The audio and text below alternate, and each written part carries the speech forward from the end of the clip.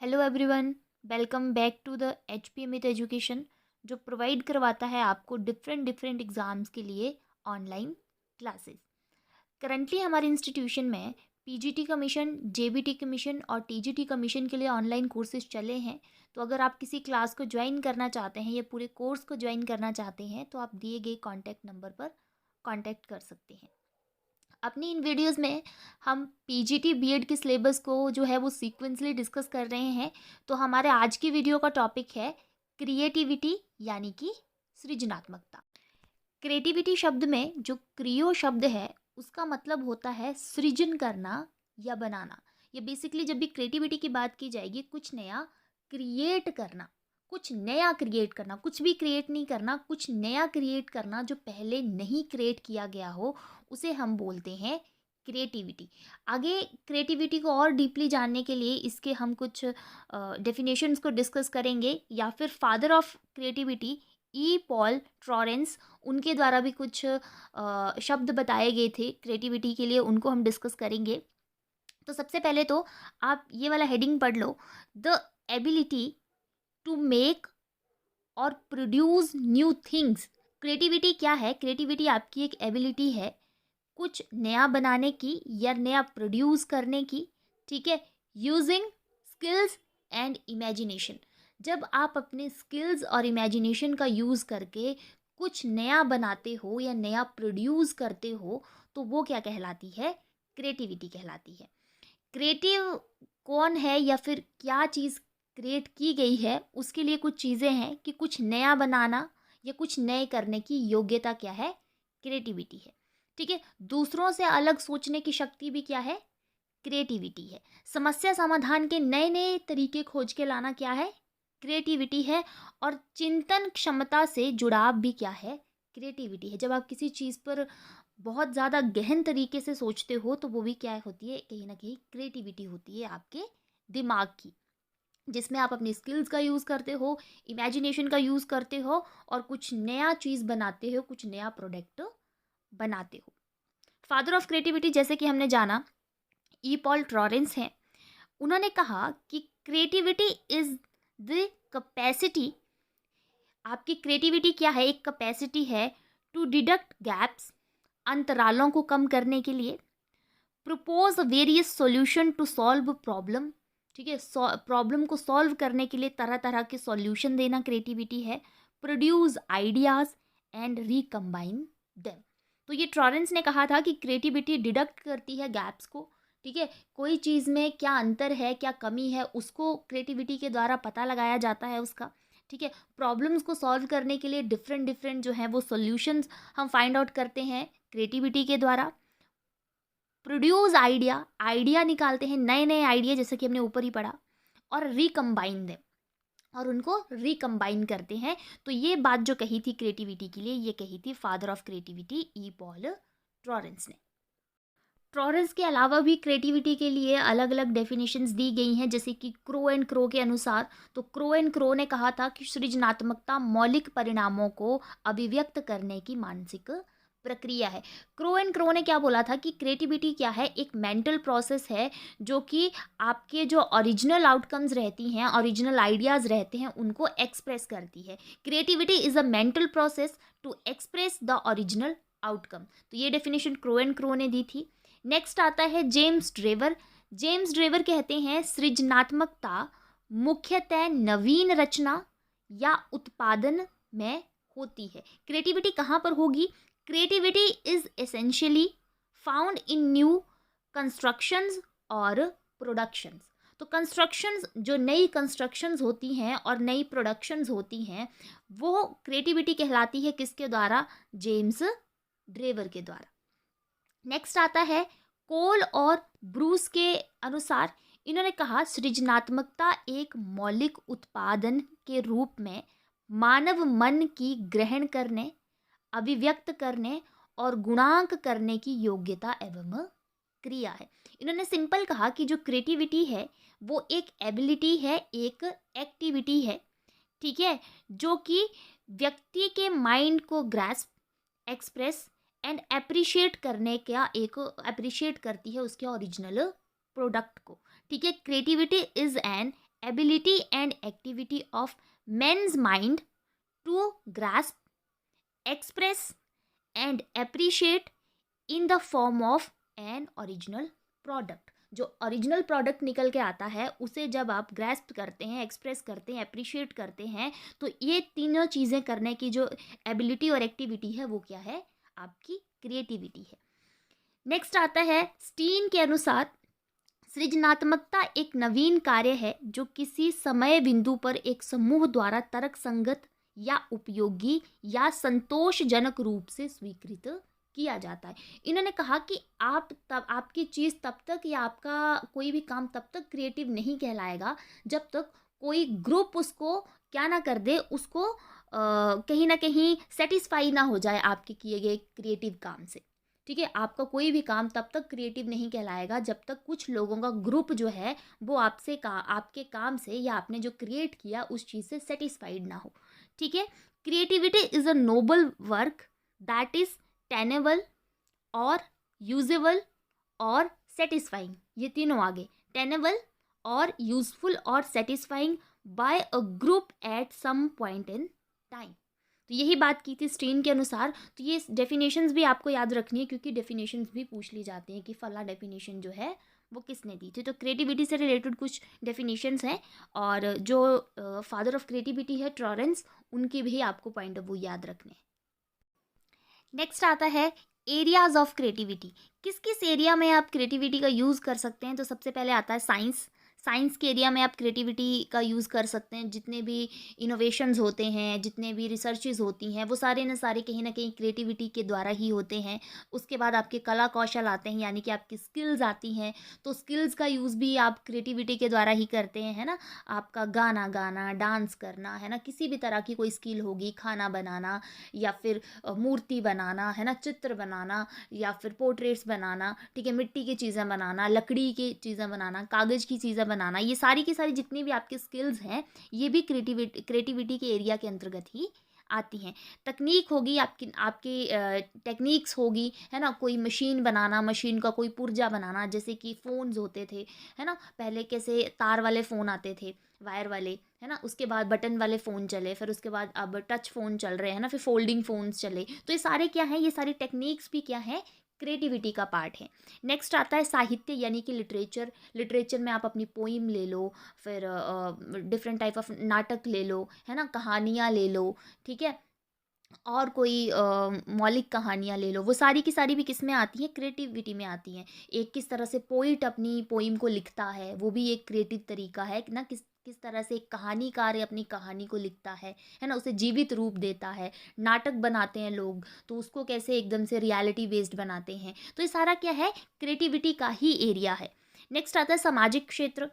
समाज में किस तरह से एकता स्थापित की जाए, समाज में किस तरह से समस्याओं को सुधारा जाए, सोसाइटी में आ रही प्रॉब्लम्स को सॉल्व किया जाए, है ना, सोसाइटी को किस तरह से आगे बढ़ाया जाए। ये भी एक क्रिएटिव व्यक्ति के ही निशानी होती है कि समाज के बारे में सोचे, है ना। व्यक्तिगत क्षेत्र होता है जब व्यक्ति अपने सामाजिक रिलेशंस के बारे में सोचता है ना, आर्थिक डेवलपमेंट के बारे में सोचता है, अपने फैमिली की डेवलपमेंट के बारे में सोचता है। तो ये सारे भी क्या होते हैं, क्रिएटिविटी का ही एरिया रहता है। उसके बाद आता है मानसिक क्षेत्र, है ना। तो मेंटल पावर का ही हम यूज़ करते हैं चीज़ों को समझने के लिए, उसके बारे में सोचने के लिए, लॉजिक लगाने के लिए, है ना, कुछ नया क्रिएट करने के लिए। तो आपका जो मानसिक एरिया होता है, मेंटल एरिया होता है, वो ही क्रिएटिविटी का ही एरिया होता है। तो ये कुछ एरिया ऑफ क्रिएटिविटी है जहाँ पर हर जगह इन सभी एरिया में क्रिएटिविटी का यूज़ व्यक्ति करता है। ठीक है, उसके बाद आते हैं कंपोनेंट्स ऑफ क्रिएटिविटी। तो कंपोनेंट्स क्या क्या हैं, क्या ऐसे घटक हैं जो क्रिएटिविटी में पाए जाते हैं। तो सबसे पहले आता है इमेजिनेशन। क्लियर, इमेजिनेशन हमने पीछे भी पढ़ा जब हमने क्रिएटिविटी को स्टार्टिंग से करा कि हमने कहा कि यूजिंग स्किल्स एंड इमेजिनेशन। तो कंपोनेंट है, हम किसी चीज़ के बारे में सोचते रहते हैं, उसके बारे में इमेजिनेशन करते रहते हैं और कहीं ना कहीं वो हमारे क्रिएटिव आइडिया के रूप में निकल कर आता है। ओरिजिनलिटी होती है, क्रिएटिविटी से जो भी चीज़ें निकल के आती है ओरिजिनल होंगी, है ना, नई होंगी और ओरिजिनल होगी तो ओरिजिनलिटी होती है।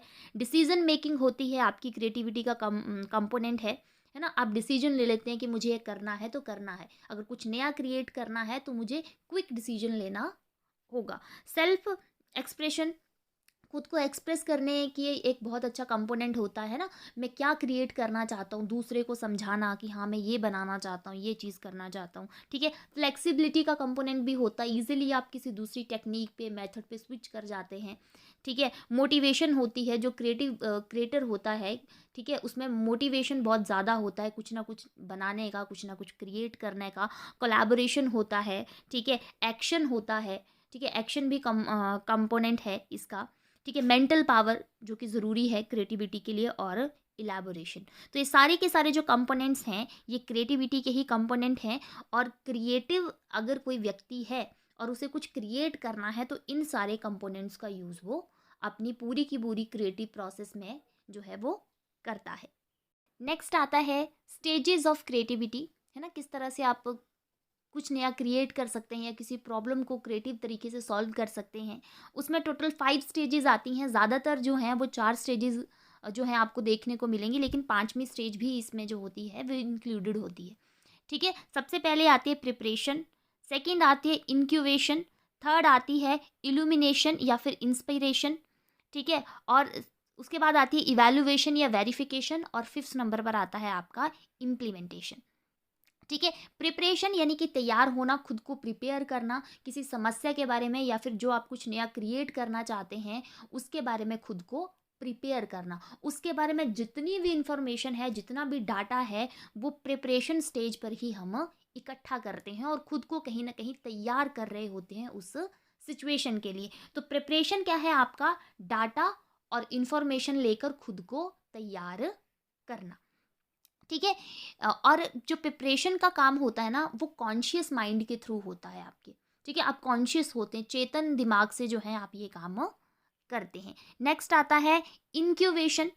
इंक्यूबेशन का मतलब होता है कि जब आप उस चीज़ के लिए तैयार हो जाते हैं लेकिन उस चीज़ को बैक ऑफ द माइंड छोड़ देते हैं, ठीक है। करंट में आप उस चीज़ के बारे में नहीं सोच रहे, आपने दिमाग के किसी कोने में रख दी कि भाई मैंने ये डाटा ले लिया है, ये इन्फॉर्मेशन ले ली है, ठीक है, मैं कभी तो जाकर के इस समस्या को सॉल्व करूँगा, ठीक है। वो होता है इंक्यूबेशन, जिसमें आप एक्टिव होकर नहीं सोच रहे होते हैं, आपने अपने अनकॉन्शियस माइंड में उस विचार को, उस आइडिया को रख दिया होता है, ठीक है। इल्यूमिनेशन या इंस्पिरेशन जो होते हैं वो होता है सडन सॉल्यूशन मिलना, ठीक है। इल्यूमिनेशन और इंस्पिरेशन के साथ ब्रैकेट में लिख लेना, सडन सॉल्यूशन मिलना जो होता है वो इल्यूमिनेशन या फिर इंस्पिरेशन होता है। बोलते हैं ना, हम कुछ काम कर रहे होते हैं और एकदम से याद आता है कि इस काम को हम ऐसे कर सकते हैं, वाह, इस काम को ना मुझे याद आ गया, इस काम को हम वैसे कर सकते हैं, इस काम को हम ऐसे कर सकते हैं। तो वो होता है इल्यूमिनेशन या फिर इंस्पिरेशन, जब आपको सडन किसी चीज़ का सोल्यूशन मिलता है, ठीक है। और जब आपको सडन किसी चीज़ का सोल्यूशन मिलता है तो आपको क्या होता है, क्रिएटिव आइडियाज़ आते हैं। बेसिकली जो सडन सोल्यूशन होते हैं वो आपके क्रिएटिव आइडिया आते हैं, है ना। जो बैक ऑफ द माइंड आपने चीज़ रखी हुई थी, वो एकदम से काम आप कुछ और कर रहे होते हैं और उस चीज़ के बारे में आपको एकदम से आइडिया आ जाता है कि उस प्रॉब्लम को हम इस तरीके से सॉल्व कर सकते हैं। तो वो होती है आपकी तीसरी स्टेज, इल्यूमिनेशन या फिर इंस्पिरेशन, जब आप किसी चीज़ के इंस्पायर होकर के आपको उस चीज़ के बारे में कोई क्रिएटिव आइडिया आता है, ठीक है। नेक्स्ट आती है इवैल्यूएशन या वेरिफिकेशन। इवैल्यूएशन या वेरिफिकेशन में आप क्या करते हैं, जो क्रिएटिव आइडिया आपके दिमाग में आया आप उसे इवैल्यूएट करते हो, वेरीफाई करते हो, ठीक है, कि अगर मैं इस चीज़ को इस काम से करूँगा, है ना, इस तरीके से करूँगा तो ये कितनी फ़ायदेमंद होगी, है ना, कितना पॉजिटिव रिस्पॉन्स देगी, कितना नेगेटिव रिस्पॉन्स रहे देगी।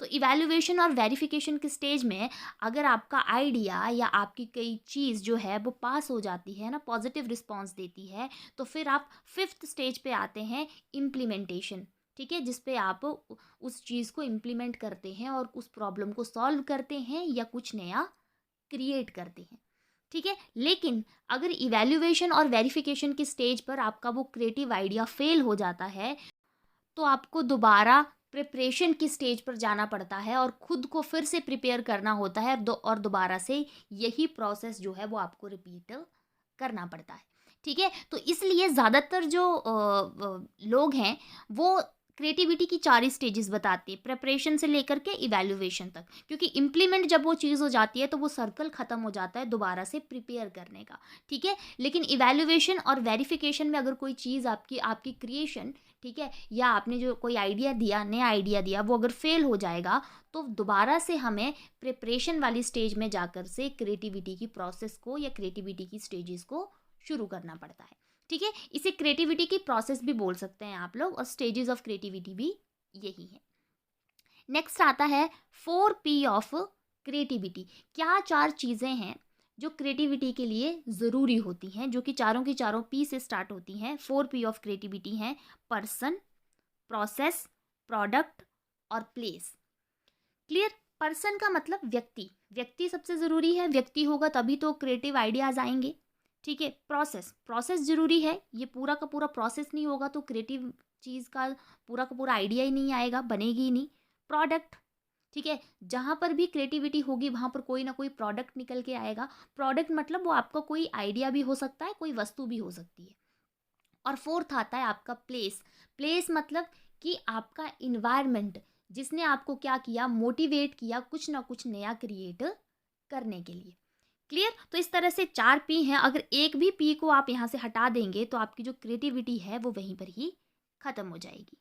क्लियर। तो इसलिए ये चारों के चारों P इंपॉर्टेंट है। अगर पर्सन को निकाल लोगे तो कौन सोचेगा, अगर प्रोसेस को निकाल लोगे तो कैसे प्रोसेस करोगे, अगर प्रोडक्ट को ही निकाल लोगे तब तो क्रिएटिव कहलाएगा ही नहीं जब कोई प्रोडक्ट नहीं बन के आएगा, और अगर इन्वायरमेंट ही आपको नहीं कुछ क्रिएट करने के लिए आगे बढ़ाएगा तो आप क्रिएटिव सोच ही नहीं पाएंगे। तो ये चारों के चारों जो P हैं वो बहुत इंपॉर्टेंट है क्रिएटिविटी के लिए। नेक्स्ट आता है फैक्टर इन्फ्लुएंसिंग क्रिएटिविटी। क्या ऐसी चीज़ें हैं जो इन्फ्लुएंस करती हैं क्रिएटिविटी को या क्रिएटिविटी को बढ़ाती हैं या फिर जो है वो प्रभावित करती हैं, ठीक है। सबसे पहले आता है एज। एज क्रिएटिविटी के को बहुत ज़्यादा इन्फ्लुएंस करती हैं। जैसे ही आप अपने एडल्टहुड में होते हो या एडोलेसेंस में होते हो, चाइल्डहुड में होते हो, तो क्रिएटिविटी जो होती है आप में ज़्यादा हो जाती है। लेकिन जैसे ही आप 30 से ऊपर की एज में चले जाते हो तो आपकी जो क्रिएटिविटी है वो धीरे धीरे एज के अकॉर्डिंगली कम हो जाती है। 30 तक की एज तक आपकी क्रिएटिविटी पीक पर होती है, 30 के बाद वो धीरे धीरे नीचे आना शुरू हो जाती है। तो एज भी इन्फ्लुएंस करती है आपकी क्रिएटिविटी को। आपकी पर्सनैलिटी जो है ये भी इन्फ्लुएंस करती है, आप पॉजिटिव पर्सनैलिटी के हैं, नेगेटिव के हैं, डिसिप्लिन है ना, आप कितने पंक्चुअल हैं, ये सारी की सारी चीज़ें ही क्रिएटिविटी को इन्फ्लुएंस करती है। फ्रीडम, ठीक है, आप कितने खुले विचारों के हैं, कि खुले माहौल के हैं, आप कितना ज़्यादा खुला सोचते हैं, वो फ्रीडम भी कहीं ना कहीं आप इन्फ्लुएंस करती है आपकी क्रिएटिविटी को। आपके एक्सपीरियंसेस है ना, आपको जितना अनुभव होगा आपकी सोचने की क्षमता उतनी ज़्यादा होगी, और आप जब ज़्यादा सोचोगे तो ज़्यादा क्रिएटिव आइडियाज़ आपके दिमाग में आएंगे। तो एक्सपीरियंसेस भी कहीं ना कहीं इन्फ्लुएंस करते हैं। डिज़ायर्स जो है वो इन्फ्लुएंस करती हैं आपकी जो डिज़ायर है ना, कुछ ना कुछ करने की, कुछ ना कुछ बनने की, कुछ ना कुछ नया बनाने की, ठीक है, वो आपको इन्फ्लुएंस करेंगी कि हाँ भाई चलो कुछ नया क्रिएट करो। तो आपकी डिज़ायर्स भी इम्पॉर्टेंट है। नॉलेज बहुत इम्पॉर्टेंट है, ठीक है, किसी चीज़ का नॉलेज, अगर आपको किसी चीज़ का नॉलेज ही नहीं होगा, ठीक है, तो आप कुछ नया क्रिएट भी नहीं कर पाएंगे। अब एक और चीज़ यहाँ पे याद रखना, क्रिएटिव से मतलब सिर्फ और सिर्फ पढ़ाई करने से नहीं है, अपनी फील्ड में कुछ भी नया क्रिएट करना। जैसे एक डांसर अलग अलग गाने पर नए नए स्टेप क्रिएट करता है तो वो एक क्रिएटिव है, ठीक है। एक सिंगर नया नया अलग अलग तरीके से गाता है, एक म्यूजिशियन नया नया म्यूज़िक बनाता है, अलग अलग म्यूज़िक बनाता है, तो वो सारे क्या हैं, क्रिएटर्स हैं, क्रिएटिविटी है उनके बीच में, ठीक है। तो नॉलेज होना हर एक चीज़ का जो आप क्रिएट करना चाहते हैं। फैमिली बहुत इंपॉर्टेंट होती है, फैक्टर होता है। फैमिली हमेशा आपको क्या करती है, इन्फ्लुएंस करती है कुछ नया सीखने के लिए, ठीक है। स्कूल में आपने देखा होगा बच्चों को आजकल डिफरेंट टाइप ऑफ पेंटिंग्स करवाते हैं, है ना, अलग अलग तरह के करवा रहे हैं। कभी कभी थम पेंटिंग करके लाओ, है ना, कभी चावलों से, दालों से, फूल पत्तों से, ये सारा क्या है, क्रिएटिविटी का पार्ट है, ठीक है। तो स्कूल भी बहुत इन्फ्लुएंस करता है आपको क्रिएटिविटी के लिए। फिर आपका कल्चर आ जाता है ना, आपका कल्चर आपको इन्फ्लुएंस करता है, आपके कल्चर के क्या रीति रिवाज हैं, है ना, क्या क्या वहाँ पर परंपराएं हैं चली हुई। जैसे दिवाली जब आती है हिंदू धर्म में तो हम लोग क्या करते हैं, रंगोली बनाते हैं, तो ये भी एक क्रिएटिविटी का पार्ट है ना। हर कोई व्यक्ति अलग अलग तरीके से कुछ नया क्रिएट करता है, अलग अलग चीज़ें बनाते हैं, ठीक है। तो ये सारे के सारे जितने भी फैक्टर्स हैं वो इन्फ्लुएंस करते हैं आपकी क्रिएटिविटी को और कहीं ना कहीं आपकी क्रिएटिविटी को जो है ये आगे बढ़ाते हैं। तो इस तरह से आज हमने क्रिएटिविटी का टॉपिक ख़त्म किया, जिसमें हमने क्रिएटिविटी के मैक्सिमम जो इसके एरियाज़ थे उनको हमने ख़त्म किया। तो अगर आज का वीडियो आपको अच्छा लगा हो तो हमारे वीडियो को लाइक कीजिएगा, वीडियो को शेयर कीजिएगा और हमारे चैनल HP अमित एजुकेशन को सब्सक्राइब कीजिएगा। Thank you.